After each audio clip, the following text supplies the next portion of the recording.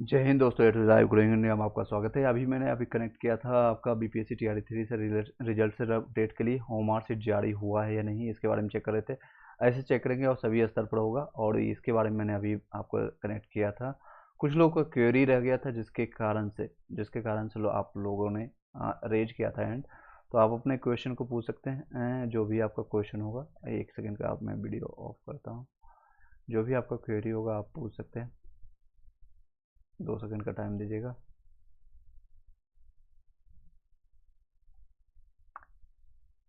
चलिए,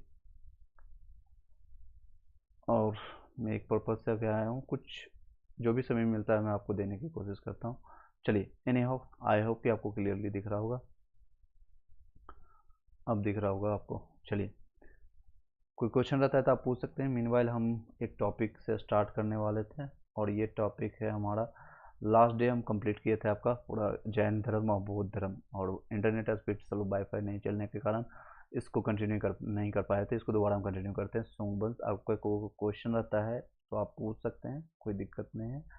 और सेम चीज़ें आपको कंटिन्यू करते हैं। सेम थंबनेल पर हम स्टार्ट कर रहे हैं, तो कोई दिक्कत नहीं है। चलिए, सुंगवंश, इसको 20 मिनट 22 मिनट हम पढ़ेंगे, ज़्यादा नहीं टाइम लेंगे। सुंगवंश के बारे में ऑलरेडी मैंने आपको एक बार चर्चा किया है, तो इसको आगे कंटिन्यू करते हैं। सुंगवंश जो है, मौर्यवंश के अंतिम शासक बृहदत्त को हत्या करने के बाद आपको पुष्यमित्र शुंग ने 185 ईसा पूर्व में आपको सुंगवंश की स्थापना की थी। सुंगवंश की स्थापना की।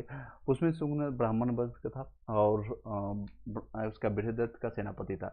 इसी का सेनापति था जिस तरह से आपने बिंदुसार के देखा था। बिंबिसार में आपका अजातशत्रु उसके बेटा था, उसी ने मार दिया अजातशत्रु का बेटा। उसके बाद उदयन ने उसको मार दिया। इसी तरह से इसमें भी, और जिस तरह से आपको ऑलरेडी आपने मध्यकालीन भारत आपने पढ़ा होगा, तो बलबन था, या फिर आपके सेनापति कुतुबुद्दीन ऐबक था। इस तरह से सारे कांड उसने किया था। सेम एज इट इज यहाँ पर भी इसका जो सेनापति था, बृहदत्त का सेनापति, जो कि आपका उसी ने, पुष्यमित्र शुंग ने उसकी हत्या कर दिया था आपका बृहदत्त का। और ये लास्ट आपका था। चलिए नेक्स्ट आगे बढ़ते हैं। पुष्यमित्र आपका संघ ने जो सेनापति का उपाधि ली थी, और उसने यवनों को आक्रमण पर को विफल किया था। अब पुष्यमित्र ने 2 अश्वमेध यज्ञ करवाए थे। क्वेश्चन आता है इसमें, इसका पुरोहित था पतंजलि था, ठीक है। और कोई क्वेश्चन तो आप पूछ सकते हैं। मैं आपका सारे कमेंट्स देख रहा हूँ मीनवाइल। चलिए, पुष्यमित्र की मृत्यु मृत्यु के बाद उसका पुत्र जो है अग्निमित्र है, 148 ईसा पूर्व में राजा बना है। कालिदास के नाटक जो है मालविका में, इसी में अग्निमित्र और मालविका का वर्णन मिलता है। इस वंश का अंतिम शासक जो है देवभूति था। कन्नव वंश, कन्नव वंश की स्थापना वसुमित्र ने देवभूति की हत्या कर दी थी, और वसुमित्र शुंगों के महत यानी मंत्री थे, उसी ने किया। मंत्री को अमत्य कहते थे, उसमें अमत्य, ठीक है, अमत्य। चलिए, अमात्य के नाम से जानते हैं। चलिए, कोई क्वेश्चन रहता है तो आप पूछ सकते हैं। कोई डाउट है, कोई क्वेश्चन है तो आप पूछ सकते हैं। नेक्स्ट है, कन्नव वंश की स्थापना जो है वसुमित्र ने देवभूति की हत्या कर दी थी। उसके बाद आपने इसने किया था। कन्नव वंश भी एक ब्राह्मण वंश ही था। दोनों आपका ये जो है आपका शुंग वंश और ये कन्नव वंश दोनों ब्राह्मण वंश था। और कन्नव वंश भी ब्राह्मण था। इसका अंतिम शासक जो था सुशर्मा था। कौन था? सुशर्मा था। और सातवाहन के संस्थापक सिमुक ने सुशर्मा की हत्या कर दिया था। किसने किया था? तो सिमुक ने किया था। उसके बाद आता है कुषाण वंश। कुषाण वंश जो है, भारत आने वाले विदेशियों में कुषाण सबसे अंतिम सा था। विदेशियों के आने के क्रम में अगर देखेंगे तो हिंद आया, फिर यूनानी, फिर शक, फिर पलवल का, उसके बाद कुषाण आता है। कुषाण जो है चीनी के यूजी आपका तोगड़ी जाति से संबंधित है। चीनी जो कि अभी भी घुसपैठ करने की कोशिश करता है अरुणाचल प्रदेश में, सियाचिन में। ये हमेशा घुसपैठ करने की कोशिश करता है। इसका पेट अभी भी नहीं बढ़ा है। चलिए, कुषाण वंश के संस्थापक है कुजुल, आपका कुजुल कड़फिसेस के नाम से है। इसका संस्थापक है कुजुल कड़फिसेस। कोश याद रखिएगा, को याद रखिएगा, कुजुल कड़फिसेस है इस वंश का, कुषाण वंश का। कोश कुषाण, कोश कुजुल, ठीक है। इस वंश का सबसे प्रमुख शासक जो था कनिष्क। सबसे प्रमुख शासक यानी जो था फेमस जो हुआ था। कई बेटे होते हैं, जैसे कि परिवार में 5 बच्चे हुए, तो 5 में से पांडव में सबसे ज़्यादा किसको जानते हैं हम लोग? अर्जुन को जानते हैं कि सबसे ज़्यादा फेमस। उसके बाद किसको जानते हैं? भीम को जानते हैं। तो ज़्यादा जो कार्य करेगा, जो अपने शक्ति का, ये अपने यौवन का ज़्यादा दिखाएगा, उसी का यू नाम होता है, ठीक है, उसी का नाम होता है। What is this? ओके, मैंने थंबनेल चेंज नहीं किया है। क्या नाम है आपका? मैं उसी में आपको गणेश पढ़ा रहा हूँ, और कोई क्वेश्चन रहता है इसके रिगार्डिंग तो आप पूछ सकते थे। मैं कई लोग रेज किए थे क्वेश्चन, इसी कारण से मैं उसको कंटिन्यू कर रहा हूँ। ठीक है, ये आपका बिहार का इतिहास हम अभी पढ़ा रहे हैं, बिहार का इतिहास से संबंधित हम पढ़ा रहे हैं। अगर आपको पढ़ने की इच्छा है तो पढ़ सकते हैं, अदरवाइज आप लेफ्ट कर सकते हैं, कोई दिक्कत नहीं। मेरी इच्छा है हुई 20 से 25 मिनट हम इसका क्लासेस लेंगे। चलिए आगे बढ़ते हैं, आगे बढ़ते हैं। कुषाण वंश जो है, कुषाण आपको मैंने बता दिया, कुषाण का आपका जो संस्थापक था कुजुल कडफिसेस था। इसका सबसे प्रमुख शासक कनिष्क था। कुषाण वंश की राजधानी पुरुषपुर आपका पेशावर में, जो कि आपको पाकिस्तान में पड़ता है, एवं मथुरा में था। कहाँ पर था राजधानी? पुरुषपुर, पेशावर एवं मथुरा में था। अशुघोष जिन्होंने बुद्ध चरित्र की रचना की थी, जो कनिष्क ने पाटलिपुत्र से विजित किया था। अशुघोष ने जिन्होंने बुद्ध चरित्र की रचना की को आपका कनिष्क के पाटलिपुत्र के विजित किया था। कनिष्क के समय में गांधार और मथुरा का कला विकास हुआ था, जैसे पटना कला, आपको मधुबनी कला, ये सारी चीज़ देखने को मिलता है। तो कनिष्क के समय में ही आपका कंधार और मथुरा कला देखने को मिलता है। जब आप मेंस लिखेंगे, चाहे आप बीपीएससी यूपीएससी किसी का मेंस लिखेंगे, ये सारे आर्ट एंड कल्चर से संबंधित आपका क्वेश्चन आता है, हिस्ट्री का एक पार्ट रहता है। कनिष्क ने चौथी आपका जो बौद्ध संगति है, जो आयोजन कुंडलग्राम, जो कि कश्मीर में पड़ता है, यहाँ पर करवाया था, और ये उसी में फिर इसका डाइवर्ट हो जाता है। कनिष्क ने 78 में आपका राजा बनने के अवसर पर शक संवत चलाया गया था। शक संवत एक विक्रम संवत है, और जो हम लोग के हिंदू मैथोलॉजी में आपका जो कैलेंडर बनता है, या फिर आपका दिन बनता है, ज्योतिष बनता है, या आपके जनपत्री बनता है, वो सारे आप यहाँ से देख सकते हैं। कनिष्क के समय में सिल्क मार्ग का कुषाणों का आधिपत्य था। गुप्त वंश अगर देखेंगे, गुप्त वंश के श्रीगुप्त का स्थापना श्रीगुप्त ने किया था 240 से 280 ईस्वी के आसपास में इसका शासन काल रहता है, लगभग 40 साल तक। श्रीगुप्त का उत्तराधिकारी है घटोत्कच गुप्त, जो कि 380 से 320 ईस्वी तक रहता है। ये सारे ईस्वी में अब चलेंगे, जितने भी यानी बिफोर एरा जो काम है वो सारा खत्म हो गया। यह प्रथम गुप्त शासक था जिन्होंने महाराजा की उपाधि धारण किया था। चंद्रगुप्त प्रथम, जो कि चंद्रगुप्त प्रथम 320 ईस्वी से लेकर 335 ईस्वी तक रहता है। गुप्त वंश का वास्तविक संस्थापक अगर इसी को कहते हैं, चंद्रगुप्त प्रथम को। जिस तरह से अगर गुलाम वंश आपने पढ़ा होगा दिल्ली सल्तनत में, तो कुतुबुद्दीन ऐबक ने उसका संस्थापक है, लेकिन अगर वास्तविक संस्थापक अगर पूछा जाए वास्तविक संस्थापक कौन है, तो वो इल्तुतमिश है। किसको कहते हैं? इल्तुतमिश। इसी तरह से अगर गुप्त वंश का अगर वास्तविक संस्थापक कौन है, तो चंद्रगुप्त प्रथम है। ऐसे अगर संस्थापक की बात करेंगे तो श्रीगुप्त है। ठीक है, बस वास्तविक संस्थापक उसको कहते हैं जो रियली में कुछ काम किया है। ठीक है, 320 ईस्वी में गुप्त वंश संवत आया था। 320 ईस्वी में चंद्रगुप्त प्रथम ने लिच्छवियों की राजकुमारी कुमार देवी से विवाह किया था। वो प्रथम गुप्त था जिसने महाराज धीराज की उपाधि धारण किया था। ये प्रथम था। इससे संबंधित अगर कोई क्वेश्चन आपको डाउट है, कोई भी रिलेटेड, जो कि आपको यहाँ पर दिख रहा है, और मार्कशीट अगर आप लोग का जारी हो चुका है, या कोई भी डाउट है, तो आप पूछ सकते हैं। ठीक है, आप पूछ सकते हैं। आपके सारे कमेंट्स देखे जा रहे हैं, गणेश हो या जो भी अभी लोग आप लोग कनेक्टेड है। अगर आपको इंटरेस्टेड है, आगे कंटिन्यू करते हैं। ज़्यादा नहीं, हम थोड़ा और पढ़ेंगे इसमें, उसके बाद इसका कंप्लीट कर देंगे। ठीक है, गुप्त वंश कंप्लीट करके इसके बाद हम इस वीडियो को वाइंड अप कर देंगे। चलिए, कहाँ थे हम? गुप्त वंश, समुद्रगुप्त के बारे में बिना बजाते हुए मिलता है, और ये इतिहासकार जो है स्मिथ ने समुद्रगुप्त को भारत का नेपोलियन, हालांकि भारत का नेपोलियन का टाइटल इनको देना नहीं चाहिए, क्योंकि इसका और इसमें लगभग 1000 ईस्वी का डिफरेंस है, फिर भी चलिए देता है। तो इतिहासकार ने स्मिथ ने क्या है, समुद्रगुप्त को भारत का नेपोलियन कहा है, और इससे संबंधित क्वेश्चन आता है कि भारत का नेपोलियन किसको कहते हैं, तो इसी को कहते हैं, समुद्रगुप्त को कहते हैं। समुद्रगुप्त जो है, समुद्रगुप्त ने परमाकर्मक या अप्रतिरथ के उपाधि धारण किया था, याद रखिएगा। नेक्स्ट है समुद्रगुप्त के अभियानों की चर्चा हरिसेन द्वारा रचित प्रयाग प्रशस्ति से मिलती है। उसने उत्तरार्ध 9 राजाओं और दक्षिणापथ के बाहर राजाओं को विजित किया था। समुद्रगुप्त को कविराज भी कहा जाता है। ठीक है, कविराज भी कहा जाता है। समुद्रगुप्त को उसके सिक्के जो है सिक्के पर बिना बजाते हुए देखा जाता है, इसलिए इसको कहा जाता है। समुद्रगुप्त के दरबारी कवि हरिसेन है, और इसने उसका प्रशस्ति लिखा। प्रशस्ति का मतलब होता है कि उसकी प्रशंसा में कुछ लिखा जाने वाला।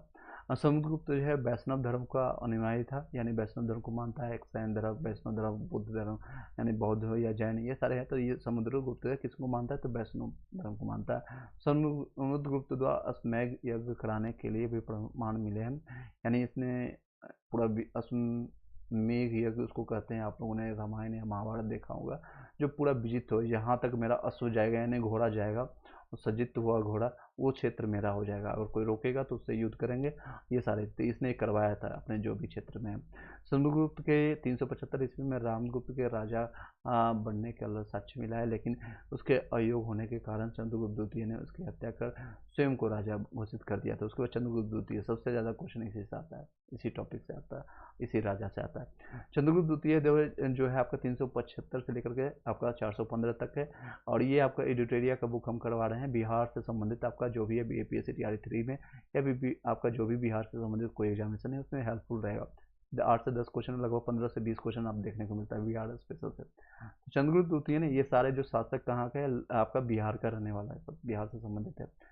चंद्रगुप्त द्वितीय ने शकों को पराजित कर 389 में विक्रमादित्य की उपाधि धारण किया था। तो विक्रमादित्य की उपाधि किसने धारण किया था, तो ऑप्शंस में आपको मिलेगा समुद्रगुप्त, चंद्रगुप्त प्रथम, चंद्रगुप्त द्वितीय, तो आपको द्वितीय लगाना है, और भी ऑप्शंस मिल सकते हैं आपको। चंद्रगुप्त द्वितीय ने देवगुप्त, देवराज, देवश्री आदि की उपाधि धारण किया। तो ये देवताओं से ज़्यादा इसको लगाव था, तो ये सारे हैं, देवगुप्त हो गया, देवराज हो गया, देवश्री। चंद्रगुप्त द्वितीय ने ध्रुव देवी या फिर कुबेर नाग से विवाह किया था, एवं कुबेर नाग से 2 विवाह किया था। कुबेर नाग से उत्पन्न जो पुत्री हुई थी जिसको प्रभावती गुप्त का विवाह वाकाटक नरेश जो था रुद्रसेन से द्वितीय से के साथ करवाया था। तो उसकी पुत्री कौन था, कुबेर नाग से जो इनकी पत्नी से हुआ था चंद्रगुप्त द्वितीय की पुत्री प्रभावती गुप्त थी। रुद्रसेन की मृत्यु के बाद प्रभावती ने अपने अल्पवयस्क पुत्रों के संरक्षिका के रूप में शासन किया। उस दौरान प्रभावती ने चंद्रगुप्त द्वितीय की सहायता से गुजरात और काठियावाड़ पर विजय प्राप्त किया था। तो देख सकते हैं बिहार का एक बिहारी, कई लोग आप लोगों कहावत सुना होगा, एक बिहारी सौ पर भारी, और वही हुआ जो कि अखंड भारत का सबसे बड़ा जो आपका है चंद्रगुप्त ने किया था, और पूरे अफगानिस्तान, पाकिस्तान, ये सभी उसमें राज करने वाला। फिर शेरशाह सूरी ने भी उसको विस्तार करने की कोशिश किया था, जो कि एक बिहारी ही था, जो कि हुमायूं को भगाने का काम किया था। 1540 में उसको भगा दिया था, पीट पीट के मारा था बिहार में। चलिए नेक्स्ट है चीनी यात्री फाहियान जो है चंद्रगुप्त द्वितीय के समय भारत आया था। फाहियान भारत में 14 वर्षों तक, लगभग आपका 399 से 416 तक, 414 तक आपका रहा था चंद्रगुप्त फाहियान। ये आपका चीनी यात्री था, इसने ही लिखा था। एक आपको प्रशस्ति आप बता सकते हैं क्या है। चंद्रगुप्त द्वितीय को मेहरौली लौह स्तंभ में चंद्र, आपका जो मेहरौली स्तंभ जो है आपका देखेंगे कुतुब मीनार के आसपास में मिलता है, तो ये आपका चंद्र नाम से संबोधित किया गया है। तो उसमें क्वेश्चन आता है किस नाम से संबोधित किया गया चंद्रगुप्त मेहरौली स्तंभ में, जो लोहे का स्तंभ है, तो उसमें चंद्र के नाम से जानते हैं। मेहरौली के लोह स्तंभ से चंद्रगुप्त द्वितीय माना जाता है। चंद्रगुप्त द्वितीय के 9 रत्न जो थे, कौन कौन थे 9 रत्न, जैसे कि अकबर के 9 रत्न थे, उसी तरह से इनमें 9 रत्न। अगर आसपास में अगर आपके रत्न बैठे हुए हैं, यानी कि रत्न मतलब कि ज्ञानी लोग, तो आपको ज्ञान का सृजन अपने आप आपके दिमाग में आता रहेगा, तो आप कुछ अच्छा कर पाएंगे। अगर आपके दोस्त मिलेंगे खंजर या फिर पूरा चौपट, तो आपको भी चौपट कर देगा कुछ दिन में, कुछ ही दिन में आपको प्रभाव दिखेगा। तो कौन कौन थे इनके 9 रत्न, ये जान लेते हैं। कालिदास सबसे ज़्यादा, धन्वंतरी है, अमर सिंह है, बड़ा मिहिर है, शंकु है, बेताल है, भट्ट है, घटक पड़क है, आपका शपनक है, और भरूची। तो ज़्यादा जो फेमस है उसके बारे में बता देता हूँ। एक तो कालिदास है, धन्वंतरी, और आपका बहार मिहिर, और ये सारे मिलते हैं। बाकी लोगों का नाम जानने की जरूरत नहीं। कुमारगुप्त के बारे में जानते हैं। इसका जो शासन के बाद आता है 415 से लेकर के 555 तक, लगभग आपका 40 साल तक इसका शासनकाल रहता है। चंद्रगुप्त द्वितीय एवं ध्रुव देवी के पुत्र जो रहता है, ये दूसरी माता से होने वाली। इसने पहले भी के शासनकाल में, पहले के समय में 2 शादी, 3 शादी, 4 शादी आम बात हुआ करती थी। तो यही है। तो उनके दूसरे पत्नी से, ध्रुव देवी से आपका कुमारगुप्त प्रथम हुआ था। 415 में शासक बना। नालंदा विश्वविद्यालय जो है आपका, और जिसका जन्म मतलब तोड़ने का काम भी किसने किया था, बख्तियार खिलजी ने। तो उसका नालंदा विश्वविद्यालय की स्थापना किसने किया था, कुमारगुप्त के समय में हुई थी। याद रखिए, इससे संबंधित क्वेश्चन आता है, इसलिए करंट अफेयर से भी कोरिलेट कर सकते हैं। रिसेंटली प्रधानमंत्री मोदी जी ने उसका फिर से शिलान्यास, यानी कि फिर से उसका उद्घाटन किया था। फिर से उसका सारा चीज़, जितना भी बख्तियार खिलजी ने उसको मारने की कोशिश किया, यानी कि जलाने की कोशिश किया। उसमें एक कहावत भी कई लोग बोलते हैं, आसपास में पटना में आप बख्तियारपुर जाएंगे तो लगभग 45 किलोमीटर आपको पश्चिम की दिशा में बख्तियारपुर जंक्शन मिलेगा। आई डोंट नो वाई, अभी उनके जो एक लुटेरा है, एक कह सकते हैं लूटने वाला है दूसरे देश का, उसके नाम पर कोई जंक्शन है, उसके नाम पर कोई गाँव चल रहा है, कोई शहर चल रहा है, जो कि सही नहीं है, प्रखंड भी है शायद। नालंदा विश्वविद्यालय 1 महीना तक वो चलाता है। इतना उसमें पुस्तक, इतने सारे ज्ञान का वो सारी चीज़ें थी उसमें, कि 1 महीने तक वो चलता रहा सारी चीज़ें, ऐसा कहा जाता है। तो नालंदा विश्वविद्यालय की स्थापना किसने किया था? कुमारगुप्त ने। गुप्त काल में नालंदा विश्वविद्यालय की शिक्षा का प्रमुख केंद्र था। बाद में यह बौद्ध धर्म के शिक्षा का सबसे प्रमुख केंद्र बना था। ठीक है, तो पूरे विश्व को वो लीड करने की कोशिश करता था। विश्व गुरु कहा जाता था इस सारे नालंदा विश्वविद्यालय और तक्षशिला, ये सारे कारण से।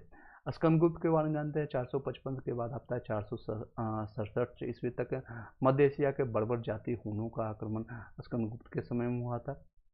तो किसका?